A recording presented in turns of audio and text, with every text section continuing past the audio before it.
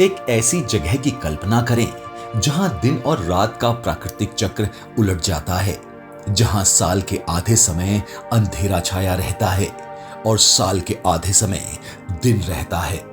जी हां, हम बात कर रहे हैं आर्कटिक महासागर में स्थित द्वीप समूह स्वालबार्ड की। स्वालबार्ड उच्च आर्कटिक में द्वीपों का एक समूह है जो दुनिया के सबसे नॉर्थ में बसे हुए क्षेत्रों में से एक है। ये यूरोप की मेनलैंड से करीब 400 मील दूर नॉर्वे और नॉर्थ पोल के बीच स्थित है। स्वालबार्ड के ध्रुवीय द्वीप समूह की खोज सबसे पहले विलियम बैरेट्स ने 1596 में की थी। सन 1920 की स्वालबार्ड संधि के तहत इन द्वीपों को कुछ शर्तों के साथ नॉर्वे का हिस्सा घोषित कर दिया गया था। संधि के अनुसार यहाँ पर नॉर्वे सैनिक बल नहीं रह सकता और संधि के अन्य भागीदारियों को, जिनमें ब्रिटेन, जापान, अमेरिका जैसे कई देश शामिल हैं, यहाँ पर व्यापारिक काम और कोयले की खानें चलाने की छूट भी दी गई है। यहाँ पर नॉर्वे और रूस खनिज निकालने का काम करते हैं। इसके अलावा यहाँ आर्कटिक क्षेत्र पर साइंटिफिक रिसर्च भी की जाती है।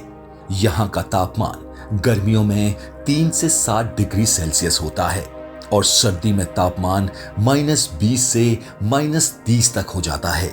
यहाँ इतने इंटरेस्टिंग फैक्ट्स हैं जिन्हें जानकर आप हैरान रह जाएंगे। आइए ऐसे ही कुछ इंटरेस्टिंग फैक्ट्स हम आपको बताते हैं। हमारे चैनल पर आपका फिर से स्वागत है। नंबर 1, स्वालबार्ड में रहने और काम करने के लिए आपको वीजा या रेजिडेंस परमिट की जरूरत नहीं है। हर किसी को नागरिकता की परवाह किए बिना अनिश्चित काल तक स्वालबार्ड में रहने और काम करने का अधिकार है। स्वालबार्ड शेगेन क्षेत्र से बाहर है और इसके अपने नियम हैं। यहाँ एक लिमिटेड वेलफेयर सिस्टम है, इसीलिए ये जरूरी है कि अप्रवासियों के पास खुद का भरण पोषण करने के साधन हो। खुद का भरण पोषण करने के साधन न होने या कानून के नियमों का उल्लंघन करने के कारण आपको वहां से निकाला जा सकता है। नंबर 2, स्वालबार्ड की यात्रा करते समय नॉर्वे के लोगों को भी अपना पासपोर्ट दिखाना पड़ता है। ऐसा इसलिए है क्योंकि नॉर्वे यूरोपियन शेगेन क्षेत्र का हिस्सा है, लेकिन द्वीप समूह इसका हिस्सा नहीं है। नंबर 3, स्वालबार्ड में 50 देशों के निवासी हैं। 3000 से कम की आबादी के लिए 50 से अधिक देशों के निवासियों का होना इसे पृथ्वी पर सबसे विभिन्न स्थानों में से एक बनाता है। नंबर 4, आपको यहां अपने पास बंदूक रखना अनिवार्य है।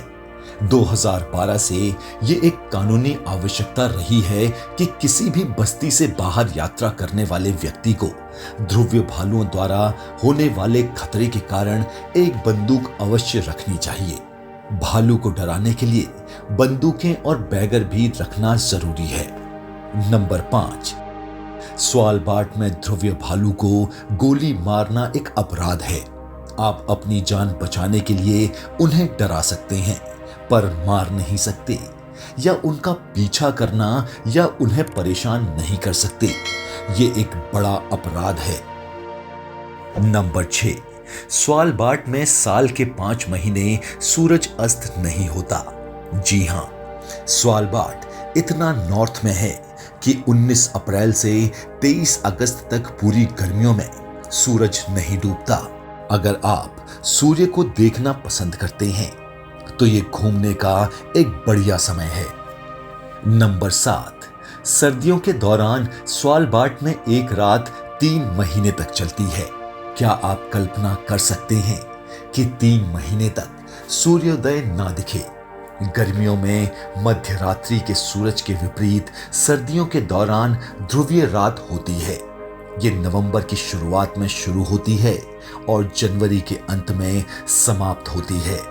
उस दौरान आपको स्वालबार्ड में सूरज की रोशनी की एक झलक भी नहीं दिखेगी। नंबर 8, स्वालबार्ड में पृथ्वी के सबसे उत्तरी ब्लू उत्सव का आयोजन किया जाता है।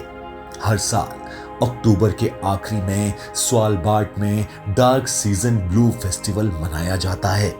ये फेस्टिवल उस अंधेरे की शुरुआत को दर्शाता है जब अगले 4 महीने के लिए स्वालबार्ड से दिन का उजाला चला जाता है। नंबर 9, स्वालबार्ड में जीवन चक्र जैसी कोई चीज ही नहीं है। आप स्वालबार्ड पर बच्चा पैदा नहीं कर सकते। प्रेग्नेंट लेडी को डिलीवरी से कुछ हफ्ते पहले बच्चे को जन्म देने के लिए नॉर्वे भेज दिया जाता है। कहा जाता है कि वहां एक ही हॉस्पिटल है और वहां सुविधाएं कम हैं। हालांकि लॉन्गियरबेन में बहुत सारे बच्चे रहते हैं। शहर की मुख्य बस्ती में एक किंडरगार्टन, एक स्कूल और एक युवा क्लब भी है। नंबर 10, स्वालबार्ड में आपको मरने की अनुमति नहीं है। स्वालबार्ड पर परमाफ्रॉस्ट के कारण शवों को दफनाना संभव नहीं है क्योंकि शव सड़ते ही नहीं। हालांकि वहां एक छोटा कब्रिस्तान है, लेकिन 1950 के दशक में इसने नए लोगों को स्वीकार करना बंद कर दिया। इसके कई कारण हैं, जिसमें से एक ये डर था कि संरक्षित शवों में अभी भी फ्लू वायरस के निशान हो सकते हैं। नंबर 11, स्वालबार्ड उत्तरी रोशनी देखने के लिए एक शानदार जगह है। सर्दियों के दौरान 24 घंटे अंधेरे में रहने और सुदूर उत्तर में स्थित होने के कारण स्वालबार्ड उत्तरी रोशनी देखने के लिए एक बेहतरीन जगह है। ये रोशनी नीले रंग की होती है। Number 12, Global Seed Vault Svalbard में स्थित है। ये बीज भंडार लॉन्गियरबेन के किनारे हवाई अड्डे के पास स्थित है और इसे 2008 में खोला गया था। बीज भंडार में दुनिया के सभी बीजों को रखा जाता है ताकि विश्व संकट की स्थिति से बचा जा सके। नंबर 13, स्वालबार्ड दुनिया के सबसे सुरक्षित स्थानों में से एक है जहां लगभग कोई अपराध नहीं होता। छोटी आबादी में अपराध लगभग ना के बराबर है। रिपोर्ट किए गए अधिकांश अपराध बार में झगड़े हैं। 2018 में लॉन्गियरबेन ने तब सुर्खियां बटोरी जब स्थानीय बैंक में एक सशस्त्र डकैती हुई, जो शहर के लिए पहली बार एक नाटकीय घटना थी। अपराधी को तुरंत मुख्य भूमि नॉर्वे भेज दिया गया।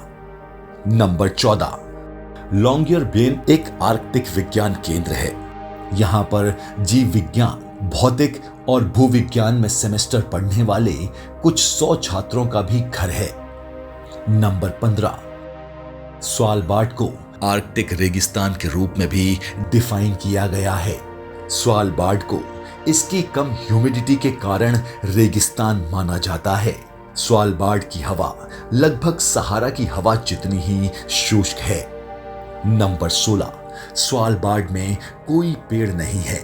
छोटी गर्मियां और लंबी ठंडी अंधेरी सर्दियों के कारण यहाँ पेड़ों का उगना संभव नहीं है। जो पौधे उगते हैं वो शायद ही कभी 10 सेंटीमीटर से अधिक ऊंचाई तक पहुंच पाते हैं और धीमी गति से बढ़ते हैं। नंबर 17, स्वालबार्ड में केवल 25 मील की सड़क है। इतने बड़े क्षेत्र के लिए ये एक बहुत ज्यादा पक्की सड़क नहीं है। वहां ट्रैफिक जाम में फंसने की संभावना नहीं है। परिवहन के मुख्य तरीके सर्दियों में स्नोमोबाइल और गर्मियों में नाव है। नंबर 18, द्वितीय विश्व युद्ध के दौरान लॉन्गियरबेन को लगभग पूरी तरह से नष्ट कर दिया गया था। 1943 में जिट्रोनेला के नाम से एक जर्मनी टास्क फोर्स को बैरेट्सबर्ग और लॉन्गियरबेन की बस्तियों को नष्ट करने के लिए भेजा गया था। युद्धपोत द्वारा 8 घंटे के हमले के दौरान 6 नॉर्वेजियन मारे गए और 31 को बंदी बना लिया गया।